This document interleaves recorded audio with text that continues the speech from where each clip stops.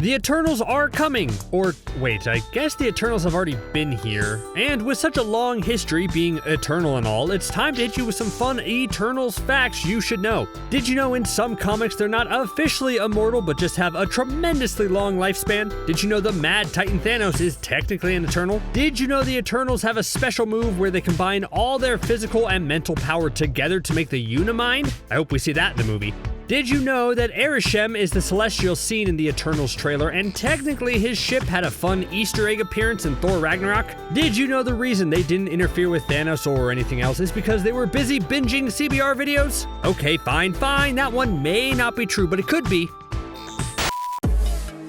Okay, the MCU is a little bit topsy-turvy right now. How have we still not seen Black Widow? Now, some people may have been freaking out. I want to watch Falcon and the Winter Soldier! Now, we at CBR, however, have been pretty chill about it. I mean, occasionally we talk about how the Eternals was supposed to be before Shang-Chi and how that ruins literally everything. See? Super chill. Okay, so let's take a time machine back 35 years to the year 2019. At that point, the MCU schedule looked like this. Black Widow was supposed to come out on May 1st. The Eternals was supposed to come out on November 6th. Shang-Chi and the Legend of the Ten Rings was supposed to come out on February 12th, 2021. Unfortunately, most movies that were supposed to come out were delayed because 2020 ended up being the absolute worst. Yeah, seriously, 2020 has been the Thor the Dark World of years. So, now the MCU schedule looks like this. Black Widow will come out at some point, the Eternals will come out eventually, and Shang-Chi will come out before 2030, we think. Seriously though, as bleak as the Hollywood cycle has been throughout 2020, there is some good news. Shang-Chi actually managed to finish filming despite everything. Don't give me hope. Director Destin Daniel Cretton posted a picture with Shang-Chi himself, Simu Liu, stating that filming had wrapped. Liu will be joined in the MCU martial arts movie by Michelle Yeoh, Awkwafina, and the Grandmaster himself, Tony Chu Wei-lung, as the Mandarin. The real Mandarin this time. For those that don't know, Shang-Chi is a martial artist superhero who takes a lot of inspiration from the kung fu movies of the 1960s. After discovering that his father, who trained him to be a fighter, was evil, he turned against him and became a force for good. Sweet, roundhouse kickin' good. He has appeared many times over the years, often teaming up with the likes of Iron Fist, Luke Cage, and the Avengers. The film looks to be replacing the, dated character, who was originally Shang-Chi's father, with Iron Man's arch-nemesis from the comics, the Mandarin. This villain uses 10 mysterious rings taken from a crashed spaceship to plague Iron Man and the world. While this film no doubt looks amazing, the change in schedule might cause some problems for the MCU.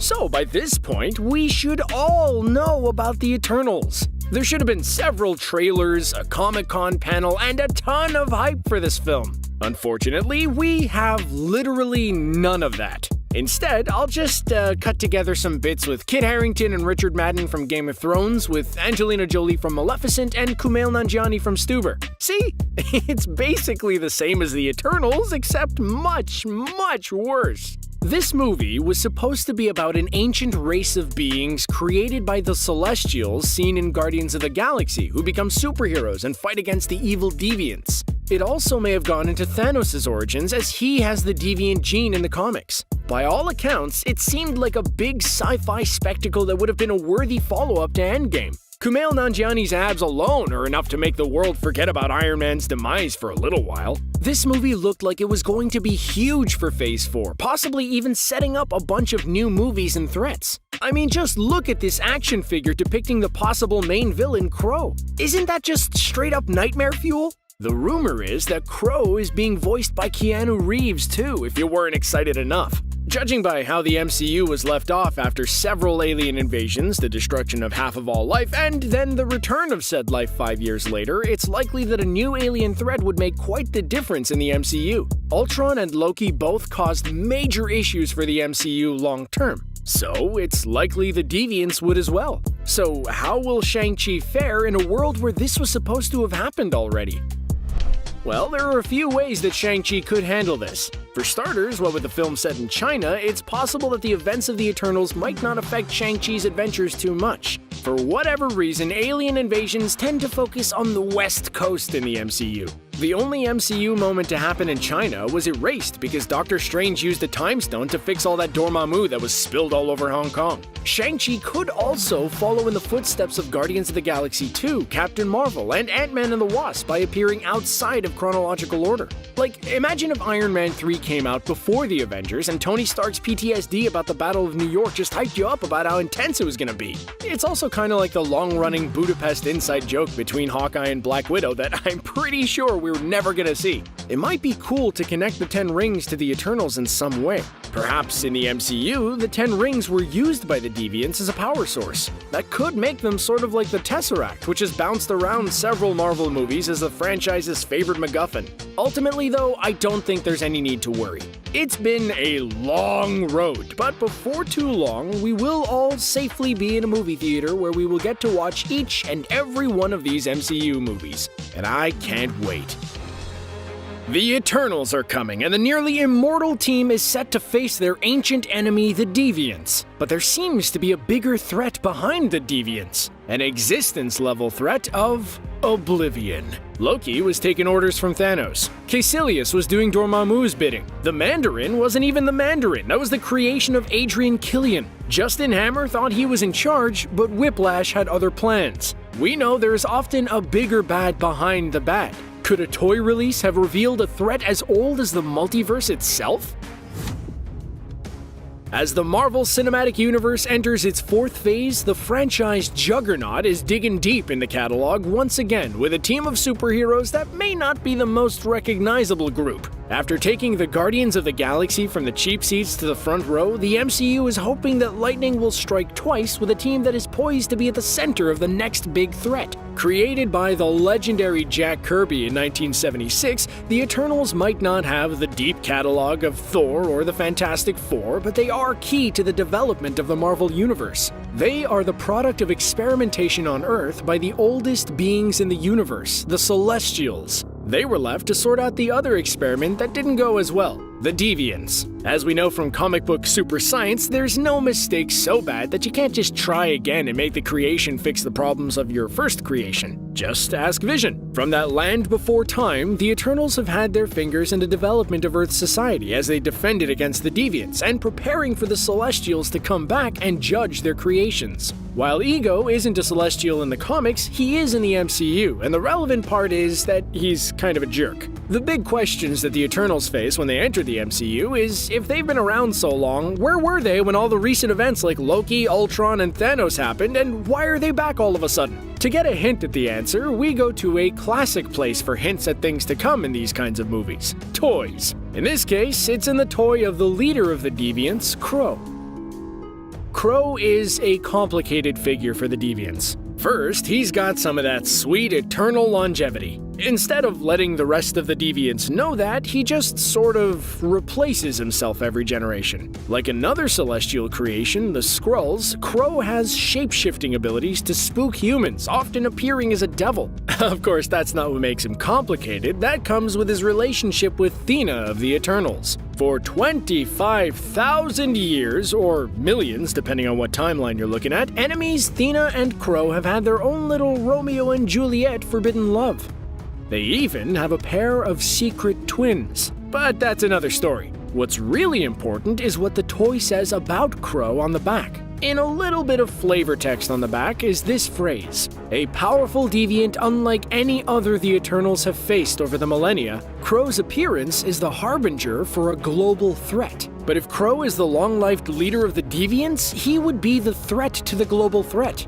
Not everything from the comics makes its way to the screen exactly as it was in the comics. Even the other shape-shifting threat to humanity has had a big change of heart once they made it into the MCU, with the Skrulls siding with shield and sword and just wanting to exit the centuries-long war with the Kree. Unless that's the perfect way to set up Secret Invasion. But how does all this mean that the global threat that Crow is harbinging is Oblivion, one of the four forces of the universe? Oh, we're gonna tell you.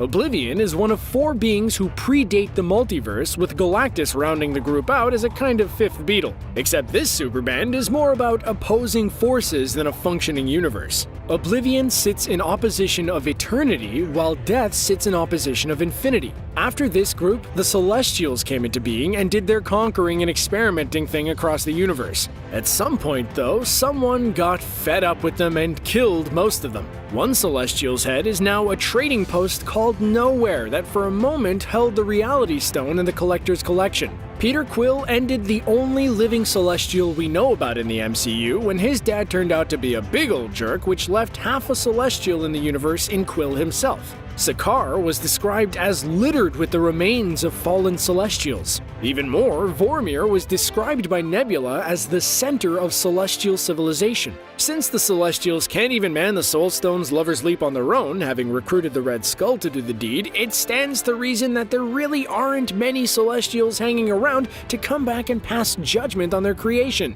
But what could have wiped out the Celestials?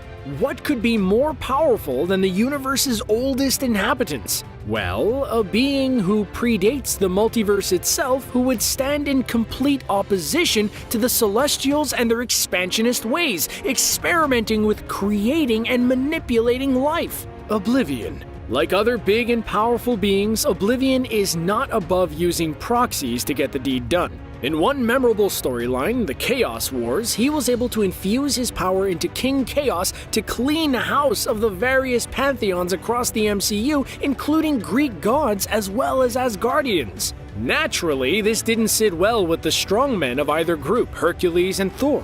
But where the crossover gets interesting is who King Chaos's original victim was, Nightmare. While it might not be horrifying to hear bad guys who are beefing with other bad guys, such beefs rarely work out in our favor. But the important part is that the signs point to Nightmare being part of the big threat in another MCU movie coming out in Phase 4, Doctor Strange and the Multiverse of Madness. The multiverse, in fact, is shaping up to be the next big thing for the MCU in the coming phases. In order to put Thanos' snap back, the Avengers had to trip through the multiverse, accidentally creating a few new offshoot realities while they were at it. Wanda Maximoff appears to be getting into the multiverse action herself, using her own reality warping abilities to bring back Vision after Thanos so rudely ripped out the Mind Stone, keeping him alive. Even Spider-Man is getting in on the multiverse fun, with the Electro from The Amazing Spider-Man making his way into the MCU's Spider-World. When the Collector was explaining what was in the sphere that had caused all the problems in Guardians of the Galaxy, he laid the origins of the Infinity Stones on the fledgling team of space defenders, including the story of the Celestials who would wield them. That's where we get the story of a group using the stones with a great cost. As powerful as the Celestials are, they don't have the cosmic level power of an aspect of the universe like Oblivion. So they might have to tap into a totem that does contain an aspect of the universe like the Infinity Stones. One of the important clues that this might be the case is the setting of the upcoming Eternals movie, right after Endgame. So far, the only thing we've seen to take place in Endgame was the sort of epilogue that was Spider-Man Far From Home, where Spider-Man and the rest of the world coped with the return of the Dusted Folks and some of the Avengers that didn't make it or retired. The thing is, it's not like the Infinity Stones come with an instruction booklet. Somehow, Thanos knew how to work it, closing the gauntlet to activate a stone and snapping to activate all of them.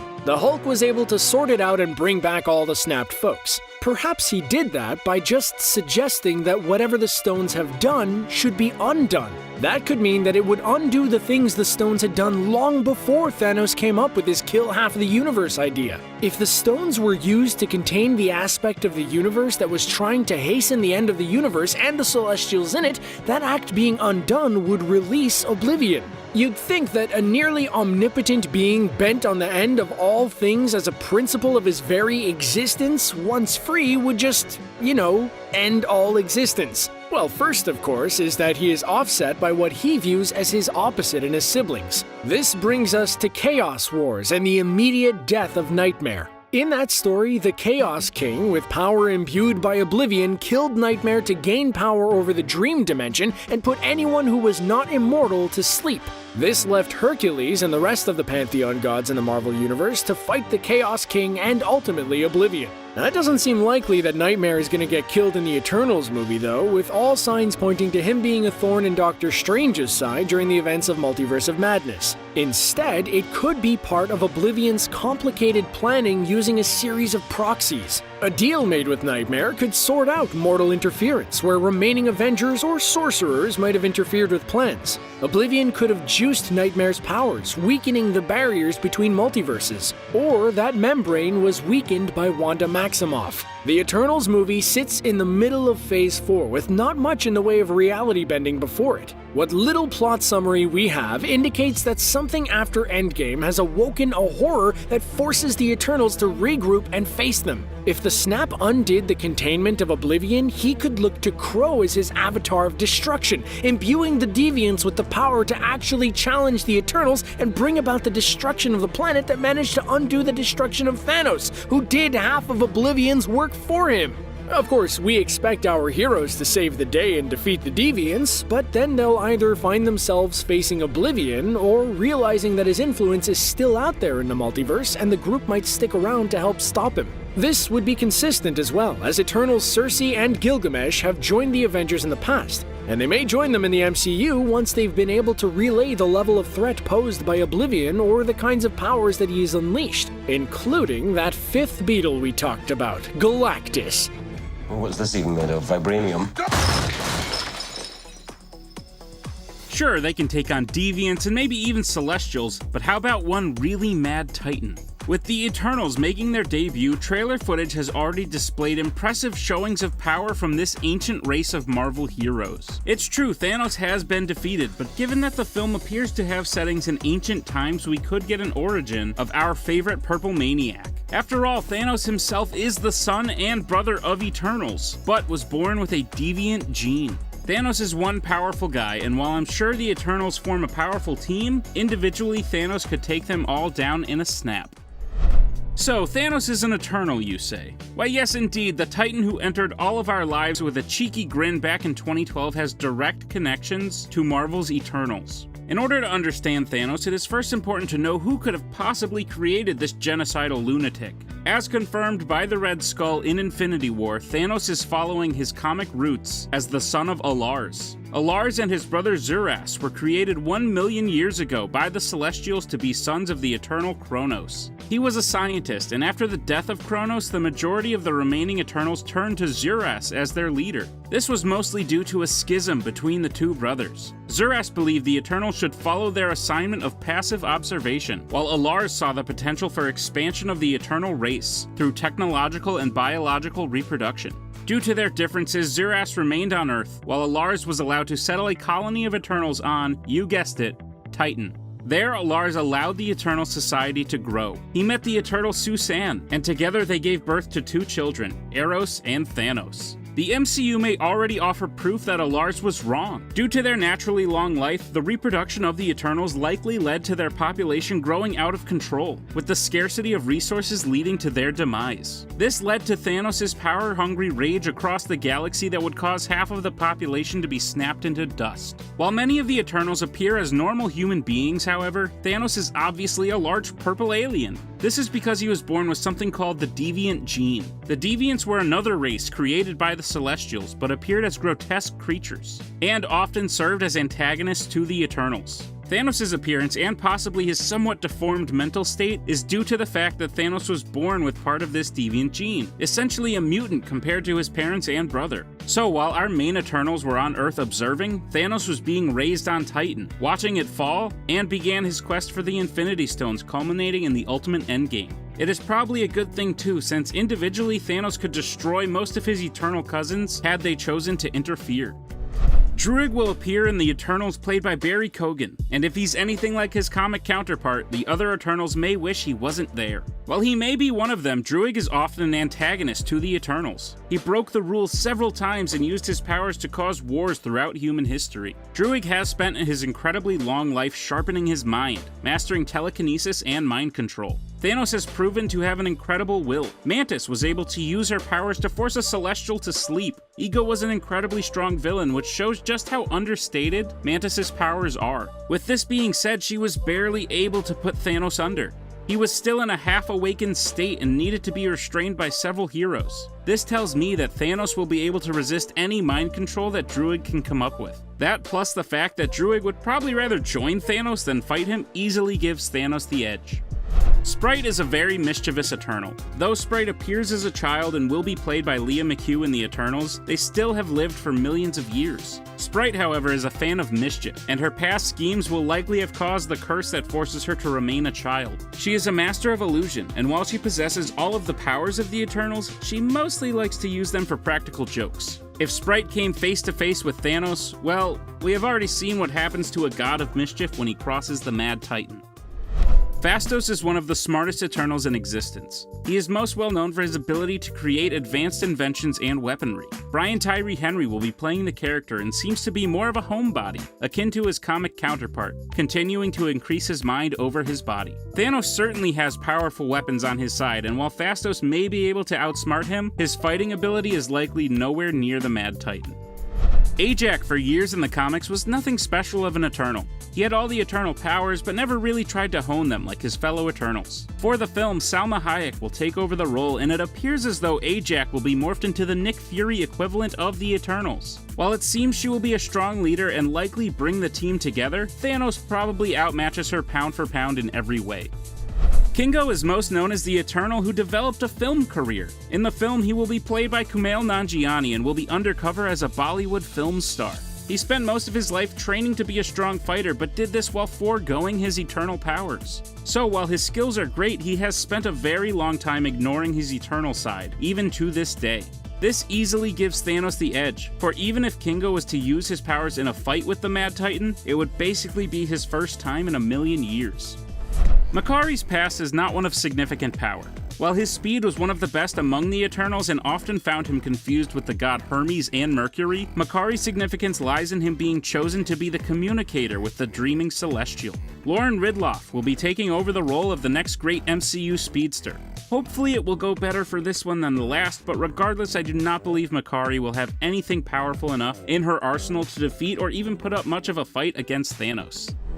Cersei is more of a lover than a fighter and has been for 1,000,000 years. She has had significant relationships with several historical figures like Alexander the Great. It appears that Gemma Chan will form a love triangle between the Black Knight and Icarus in the film. While Cersei is a wise and compassionate soul, she has often avoided conflict, meaning her powers are nowhere near as developed as her fellow Eternals. Unless she can convince Thanos that she is Mistress Death and woo him to her side, which I actually wouldn't be surprised if she was able to do, then Thanos takes this one hands down.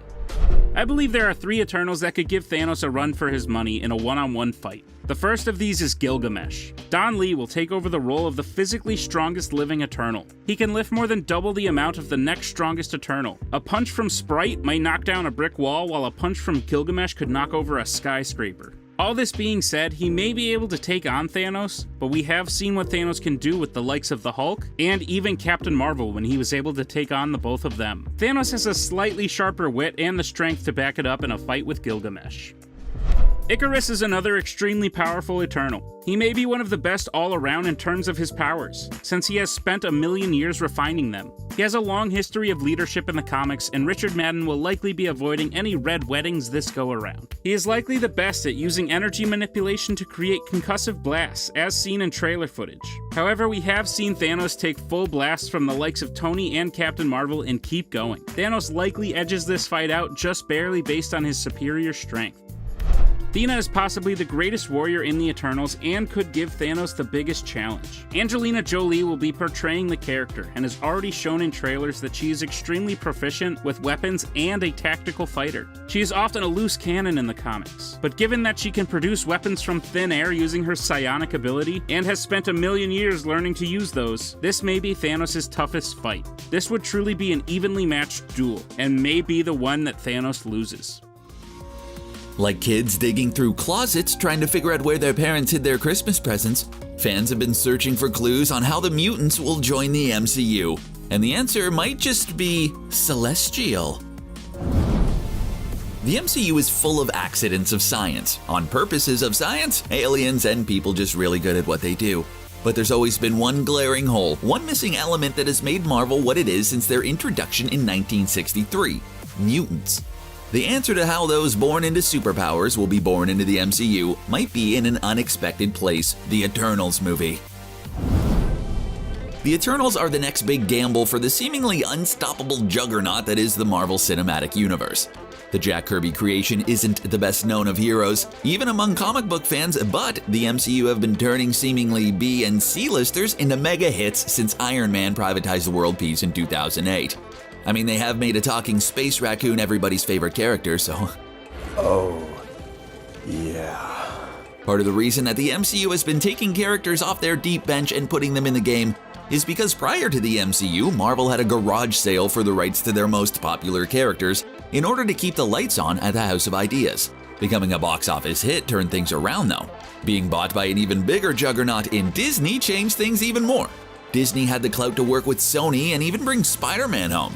When it came to the outstanding rights of the Fantastic Four and the X-Men, however, the 800-pound Disney simply absorbed the rights holder Fox. While introducing characters like Spider-Man and the Fantastic Four are relatively easy prospects, the mutants provide a slightly tougher challenge. After a dozen years and 24 movies not mentioning mutants, how do you integrate something that is so woven into the fabric of the Marvel Universe? While most eyes are on Wanda Maximoff and Doctor Strange and their multiverse meanderings, the Eternals might be the unlikely key to the X gene. The key lies in how the Eternals came about and what it might say about the mutants. One of the questions that begins to be asked, especially as the MCU wanders off Earth and into space, is what makes Earth so special that it manages to generate so many champions? It can't just be slightly dodgy scientific experiments, huh? Well, it turns out that there were a lot of fingers in the pie when it came to the development of our big blue marble. No group was more dedicated to dinking around with life than the powerful Celestials. So far, the Celestials have had a nominal presence in the MCU. The severed head of one of these titans is a shady trading post visited by the Guardians of the Galaxy, where the Collector told of the power they wielded with the Infinity Stones. Peter Quill found out he had a little Celestial in him when he found out that his dad was Ego the Living Planet, and for the MCU at least, a Celestial, who just so happened to look like Kurt Russell. When it comes to the Earth, the Celestials' contribution was to introduce a mutation in the budding life forms of Earth. While that mutation didn't create mutants in the way we know them in Marvel, they did create a mutation known as the Deviants, which really just sounds like a mean thing to call mutants. One constant in the Marvel Universe is, if your first experiment creates a world-threatening menace, your second attempt will clean that up for you. Accidentally create a super murder android? Try again and that android will destroy the first one. Yeah, hopefully. Similarly, the Celestials created the Eternals to stem the problem of the Deviants, setting in motion an eternal war between these two species of super beings. So how do the Eternals introduce mutants to the MCU? Well, the short answer is that the deviant gene continued to develop in the same way that regular evolution does. If the deviant gene produces a deviant, an offshoot of those variations could develop into mutants that share a distinct and unique set of characteristics that separate them from deviants, in the same way two species can share a common ancestor. There is some indication that the MCU is already tweaking the origins of the Eternals with promotional material, referring to them as aliens instead of uplifted beings from Earth. The Eternals, though, have the same questions to answer as the mutants. Just why did they sit out Thanos and the Snap? Well, the Eternals have a rule about non-interference in human affairs. The theory is that the Celestials are threatening to return, meaning that the Eternals have to take a more active hand. The return could also be a result of all that snapping and rewriting the universe that may have released the Celestials from a prison they were put in when those people the Collector talked about used the Infinity Stones. This could have also broken the seal on mutants, who could have been living in secret the entire time, or have been shifted off to an alternate reality to contain the wider spread of the deviant mutation, without turning innocent mutants into Eternals foes. The Eternals was originally slated to have come out in November of 2020 before, well, you know, which means it could have been meant to lay the groundwork for the fraying barriers between those realities, and the consequences of just snapping reality all around willy-nilly. With the new release date of next November, it'll follow WandaVision, but still be ahead of the reality-smashing Doctor Strange in the Multiverse of Madness, so that prelude can still be in effect. When you think of the biggest, baddest mutants around, there's really only one that stands above the rest. Apocalypse. See, even his name sounds scary. And because the character was done dirty in live action, it's about time that mistake was fixed. Now that the X-Men can appear in the MCU, we can all start thinking about the best way to integrate them into the story. And I think one of the best ways is through one of the world's first mutants, aka Apocalypse. With the Eternals movie right around the corner, it actually provides a perfect opportunity to introduce the character. So without further ado, let's get into why Apocalypse can fit into the Eternals right now.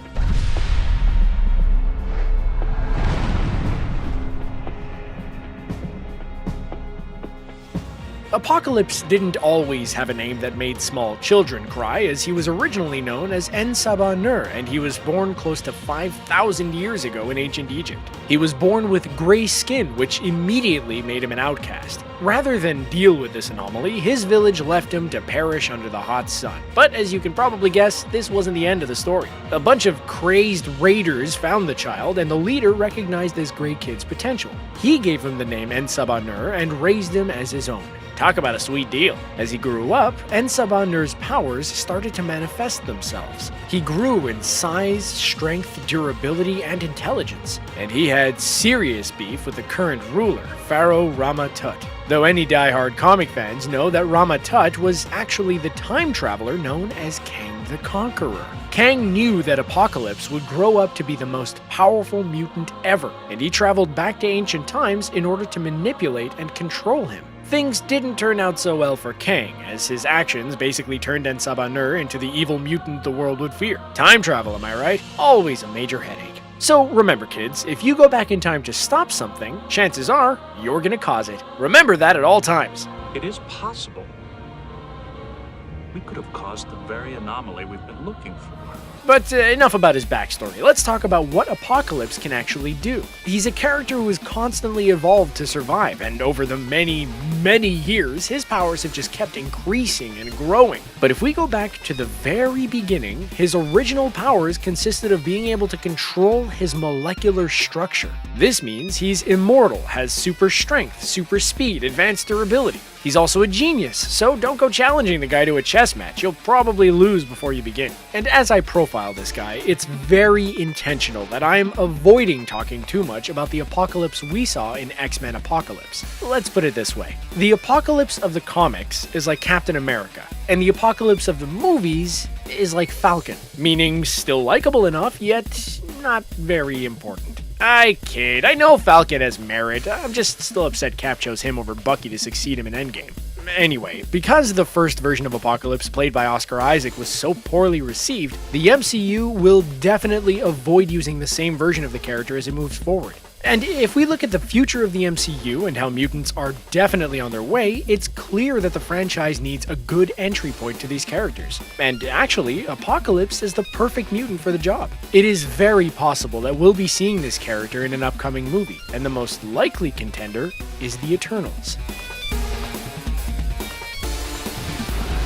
So why is the Eternals the best option to introduce Apocalypse and jumpstarting the mutants' introduction into the MCU? Well, there are a lot of reasons. For starters, you should know that in the comics, Apocalypse is very connected with Celestials. You remember those guys, right? Of course you do. These beings of immense power have been an important part of the cosmic side of the MCU, even though they haven't been around that much. Mostly, they've been a presence in the Guardians of the Galaxy films, with the first film introducing the Celestials as ancient beings with great power who could handle the Infinity Stones. And if there's anything the MCU has taught us so far, it's that you need to be insanely strong to handle the stones, or else you'll turn into goo quicker than it takes Iron Man to come up with a witty comment. Doth mother know you weareth her drapes? The second Guardians of the Galaxy movie explored the idea of Celestials even further by introducing Ego the Living Planet as both a Celestial and Peter's jerk dad. The most important thing about this movie was how it showed that Celestials have the capacity for great evil. And because the MCU has set the precedent that Celestials can be evil and corruptible, it may not bode well for future Celestials we might see in the franchise. By now you're asking yourself, hey, disembodied voice, what is all this talk about Celestials have to do with Apocalypse? Well, a lot, actually. Yes, Apocalypse was powerful on his own, but what really elevated him to the next level was his encounter with celestial technology. It was a combination that would change the world forever. There's another part to Apocalypse's backstory. While he was still en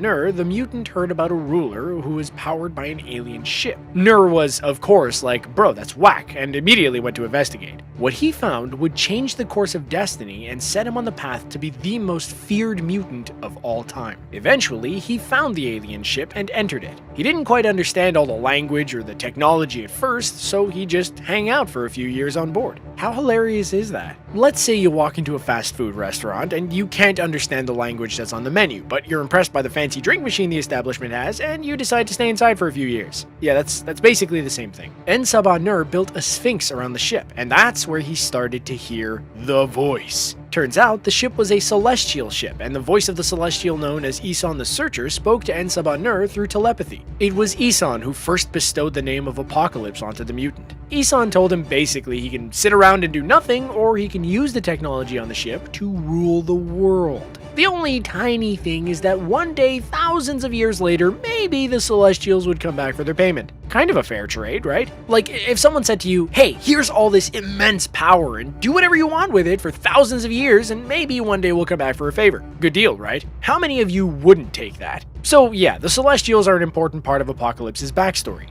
A lot of his powers stem from the technology he found on the ship. It made him even stronger than before. Like, sure, he was already immortal, but the advanced tech allows him to enter a coma-like state and heal from any wound. The tech also gave him more powers like teleportation and celestial energy manipulation, which basically means he could shoot energy bolts, causing a lot of devastation and destruction, as well as absorb energy from nearby sources to help power himself. It's basically a really unfair upgrade. Like, Apocalypse was already a menace to society, but the celestial upgrades basically allowed him to become the most feared mutant of all time. It's like if the Hulk was given a strength serum to make him stronger. He didn't need it to begin with, and now he's practically unstoppable.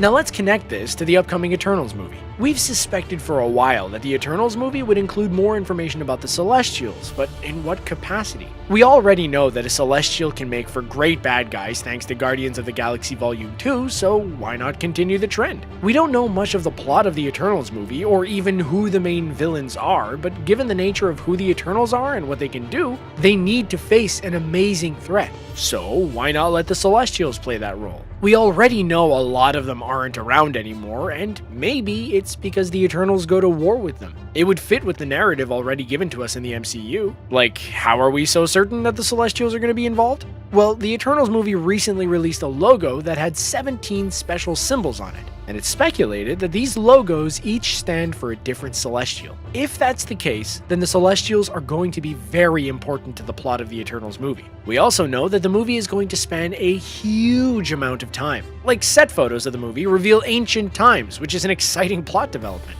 And if this is truly a story that spans thousands of years, why wouldn't they take some time to explore ancient Egypt? Pyramids, sand, what's not to like? With all these pieces, I already see the story forming in my head. Maybe the Celestials are the villains of the movie, and they want to shape and mold human history to their liking. And of course, the Eternals, who are more thoughtful observers, are against such interference. Their battle lasts thousands of years and sees the Eternals stopping the Celestials from wreaking havoc on all mankind. But some stuff slips through the cracks. What if some of their technology is left behind in ancient Egypt and one powerful gray mutant just happens to stumble on it? Boom! Then the seeds have been planted to introduce the X-Men and the ideas of mutants later on. It provides a great conflict for the movie and sets up Apocalypse's eventual return in modern day. Come on, you just know that would be awesome. It would be a way to excite fans about what's to come to the franchise in a logical and entertaining way. Hey, we're totally open to it if it means this brings us one step closer to watching an awesome mutant versus Avengers fight like Wolverine versus Hulk. Make it happen, Marvel! I see this as an absolute win. So I've discussed how Apocalypse can logically fit into the current story in the past thanks to the Eternals, but what about the character's future? Where could the character go after that film? Well, think of him like a ticking time bomb, just waiting in the wings to be a potential problem down the line. Obviously, the X-Men are coming, and when they're fully established in the modern age, they're going to need interesting and engaging villains to fight. Too many times, villains with complex backstories often have their pasts truncated to fit within a 2-hour runtime. There just isn't enough time in one movie to really establish a villain a lot of the time. But by introducing Apocalypse and his backstory in the Eternals, it makes having him as a future villain in any X-Men movie even better. The version of the character we already got in live action was criticized for being paper thin in his characterization. That wouldn't be a problem if the MCU took its time in establishing Apocalypse in the Eternals movie. The MCU once had an important motto: it's all connected. Of course, that motto went out the window as time went on, and it became clear that some MCU projects were more important than others in terms of connecting with the larger MCU films. But now is the time to truly bring that back. To have the Eternals movie continue fleshing out the Celestials and also laying the seeds for a future X-Men movie would go a long way in showing that sort of interconnectivity fans have been clamoring for years. Apocalypse may not be the first choice when you think of ways to bring the idea of mutants into the fold, but the more you think about it, the more you should be able to appreciate that it's the right choice. You know the saying, they've been around forever? Well, in the Eternals case, that's actually true. I mean, if the name wasn't a dead giveaway that the MCU's new super team has been around the block a few times, then I don't know what is. And being that old, you would imagine the group has seen some pretty amazing things over the years. What huge past events could we see finally told in the upcoming Eternals movie? The beginnings of Asgard, the fall of the Celestials, the first Black Panther? Let's discuss right now. Before Asgard became the stomping ground for a giant one-eyebrowed fire demon, it looked like a pretty cool place. It was like a Shakespearean theme park in space. But of course, Asgard is no more. As much as the Flat Earthers would have loved to be on Asgard, they'll never get the chance because it's all basically space dust now. So with the once great civilization now regulated to New Asgard in Norway, it wouldn't necessarily be the worst thing to revisit Asgard's beginnings. How did this great realm get started? Well, that's what the Eternals could find out. The benefit of following immortal beings is that you can see the beginnings of just about anything you can imagine. Did a group of future Asgardians migrate to the realm? Were they always there? This is the type of history lesson I wouldn't fall asleep in. At the very beginning of Black Panther, we get a story from Eric Killmonger's father detailing just how Wakanda became so advanced. He explains how millions of years ago, a meteorite made of vibranium hit Africa and affected the plant life around the area. Then when, as he calls it, the age of man arrived, 5 tribes settled around the vibranium-rich land and called it Wakanda. We got all this info told to us in a beautiful opening animation scene, but if Wakanda's origins are not told in the upcoming Black Panther 2, Wakanda Forever, or even the Wakanda television show, then why not explore those beginnings in the Eternals movie? Maybe the Eternals are out there, cruising along in their giant square or whatever, and they see the meteor heading toward Earth. Curious about it, they monitor the area until humans start developing Wakanda around it. They don't want to interfere, but maybe this whole situation can be a learning experience for the Eternals in regards to how humans handle immense power. At first, the 5 tribes are in constant war with each other, and the Eternals write humanity off as being senseless. But then they see the one shaman warrior who received a vision from the panther god Bast rise up, receive immense power thanks to the heart-shaped herb, and immediately try for peace. Not only would it give us a peek at the very first Black Panther, but it would also be extremely fitting that Eternals base their entire perspective of humans off of Wakanda's actions. Wakanda's role in the world has always been a secret, but Eternals can reveal how much influence they had on a galactic stage. There's 2 Odins in the MCU. One's familiar to us, one not so much. We know Odin as the stubborn yet fair king who likes to hang out on grassy cliffs and give warm, sage advice before dissolving into a peaceful abyss. But that's not what Odin was like in the past. Thor Ragnarok revealed that not only did Odin have a firstborn daughter, but the two spent their time together conquering the 9 realms in a blaze of war and presumably rock and roll blared all the time. Man, I hope Odin kind of embraced that darker aesthetic and was dressed like Hela. Wouldn't that be neat to see? But of course, things didn't stay like that. Odin realized, hey, am I the bad guy here? And decided to become a much more peaceful ruler. He promised no more bad things. Well, he locked his daughter away for like 5,000 years and time to release on his own death. But after that little detail, then he became a true good guy. That's all what was told to us, but now is the perfect time to actually see it. The Eternals being around forever means they must have been aware of Odin's conquest. A fun way to add the Eternals in that situation would be for them to be the ones to convince Odin to have his change of heart. To paraphrase the Mad Titan a bit, seeing a young Thanos in the Eternals seems almost inevitable, doesn't it? I mean, if you aren't aware, the people on Titan have a very close personal history with the Eternals. In the comics, the Eternals created the colony on Titan to begin with because they wanted to make life and all that jazz. But of course, things ended how they did. I think seeing a young Thanos and even the destruction of Titan would actually be the most important past event to see on this list, because not only would it be great to witness and see Thanos morph into the Mad Titan burdened by glorious purpose, but also it would be the event most likely to affect the Eternals. There has to be a reason why the Eternals have stayed in the shadows for so long, especially given all the world-ending events that seem to happen quite frequently. The MCU can connect events here. If they say that having a colony the Eternals created themselves only for that Titan colony to destroy itself and fail caused them to make a vow never to interfere with the natural order of the universe, then that would be okay in my book. Plus, I'd want to see a teenage Thanos because I wonder what puberty was like for him. Imagine that when you pass away, your head is used to house an entire mining colony where aliens can come to drink, gamble, and harvest your precious brain tissue and spinal fluid. And to top it all off, they name your head Nowhere. You probably had a cool name like Robilicus or Doxica or Kyle, but then your name is no more and you're officially Nowhere. Yeah, you probably wouldn't like that, would you? Guardians of the Galaxy first showed us Nowhere, but we were too distracted by the wacky hijinks of the group to really contemplate just how the celestial head came to be there. Maybe the Eternals can answer that. Because look, I don't claim to be an expert in celestial anatomy, but I would bet the head just didn't fall off from natural causes. Man, how much would that suck if it was actually normal for a celestial's head to pop off after a certain age? What if that happened to humans? Anyway, putting the Eternals in a situation to see what happened to the Celestial would be epic, because I want to know what's powerful enough to decapitate a Celestial. Oh, you know what? Maybe I don't want to know. Okay, so the mutants are definitely coming sooner rather than later. Now the question on everyone's mind is how exactly will the MCU bring the X-Men into the fold? Will they exist in a separate universe, or will they be here the whole time? Now, because the Eternals are doing the "we've been here in the shadows the whole time" shtick, it would be weird if the mutants also did this, but hey, you never know, right? And there's certainly value in placing them on Earth for all this time, mainly seeing the origins of mutants. Yes, we all know that X-Men Apocalypse starring Ivan Ooze was a major disappointment, but what if that got a bit of a do-over? What if we could see the rise of an uber villain like Apocalypse before he's locked away for centuries? Maybe the Eternals could even be the ones to help throw away the key. That way, you can establish in the Eternals movie that mutants exist and therefore lay the groundwork for the eventual X-Men solo film. That's the beauty of the MCU.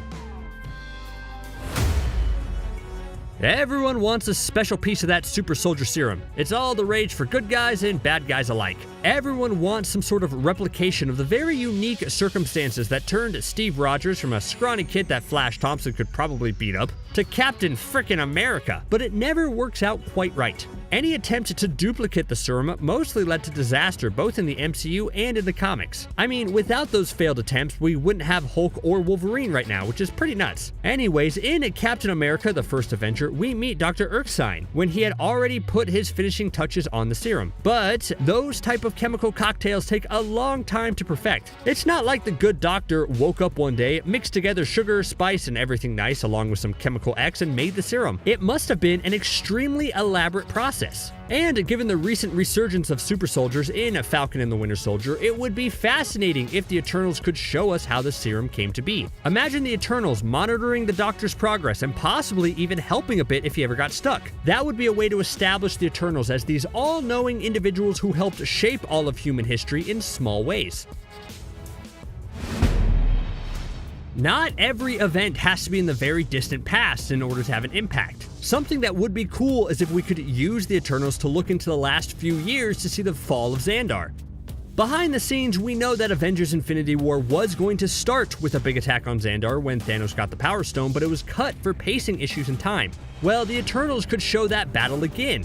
Imagine for a second that the Eternals monitor and witness Thanos' destruction of the city. Not only would it provide some closure, but also maybe tease the arrival of Nova. Anyways, picture the Eternals having a discussion about interfering to help, but then decide against it. But that leads to Thanos getting all the Infinity Stones and wiping out half the galaxy. So maybe after sitting by during the Xandar attack, that's what inspires them to step out of the shadows. It's no secret that Malekith was a lame villain with a super boring backstory. Classic end-of-the-galaxy domination stuff. But what if there was a way to redeem Malekith? It's certainly not the most crazy idea. The Eternals would be around during Malekith's epic war with King Bor and provide us a first-hand account of just how close Malekith came to destroying everything. It would make him look much cooler, don't you think? Malekith was one of the MCU's true misfires in the villains department, so if you have the opportunity to fix it by giving the character more depth and menace, I say you do it. The Ancient One is, well, ancient. She's just around 500 years old, and while that's a few lifetimes for us mere mortals, 500 years probably goes by in the blink of an eye for the Eternals, which means they were around for the Ancient One's beginnings. I mean, at that point, they'd probably laugh at the Ancient One's name, because it's not very ancient to them. How awesome would a younger Ancient One, who perhaps has a real name and is just starting out with her powers, be? Maybe the Eternals could even pass on some wisdom or guidance to the Ancient One that the Ancient One would use while teaching people like Doctor Strange later on. What if she only became a great teacher because of the Eternals? Hey, you never know. Tilda Swinton is a lot of fun in the role, and I don't think we've seen the last of her in the MCU. And I think out of any property, the Eternals is the best bet to see her past and origins. The Celestials are the oldest, most powerful, and also most mysterious beings in the Marvel Cinematic Universe. But based on the concept art for Eternals, it looks like we'll be getting much more familiar with these godlike creatures. But what exactly can we expect from the Celestials?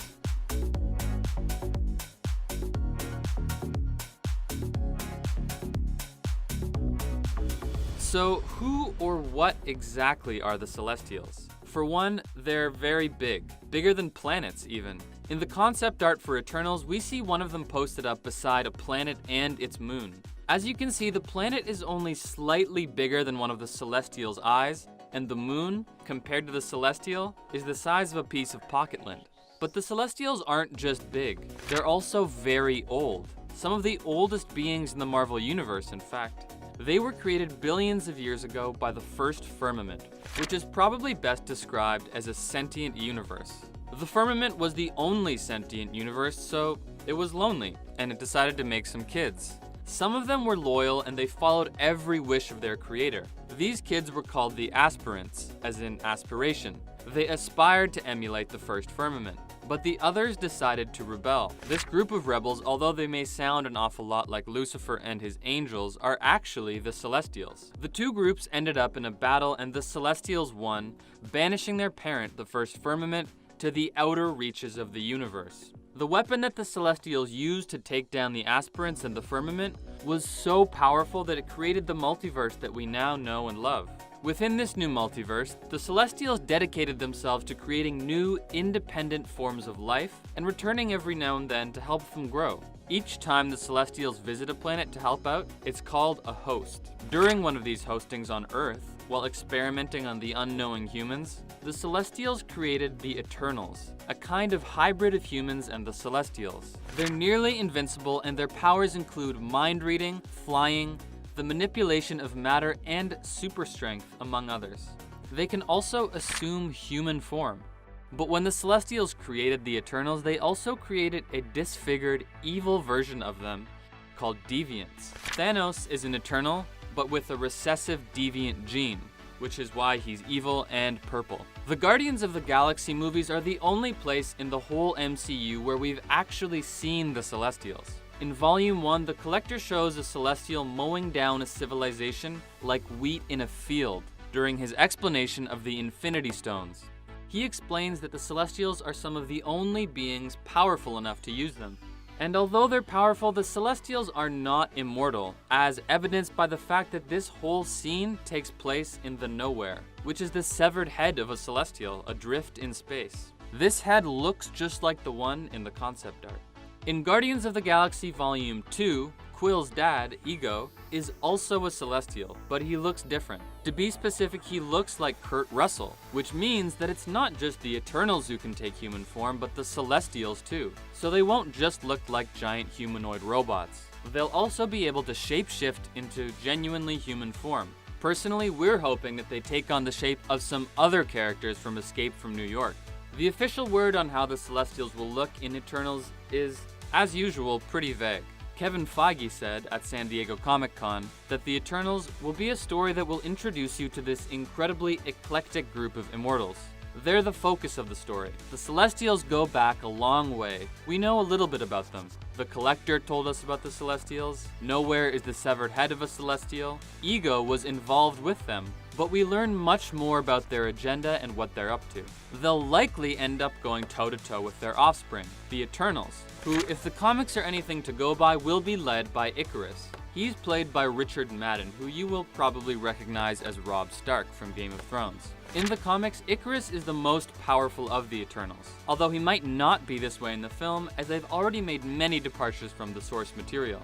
And although she's not the main Eternal in the comics, Athena is being played by Angelina Jolie, which means she will probably be front and center in the movie. In the original story, she got mad about humans confusing her with Athena, the Greek goddess, and in the world of Marvel, Athens was actually named after the Eternal, not the Greek Athena. The Eternals will also likely spend much of the movie in regular old human form. As we see in the most recent Eternals miniseries written by Neil Gaiman, many of the Eternals took on human forms, and after staying in them for so long, somehow even forgot the fact that they are near invincible demigods. Athena, in her human form, is actually a researcher at Stark Labs and begins to remember her past as an Eternal when she starts having nightmares about battles from back in the day.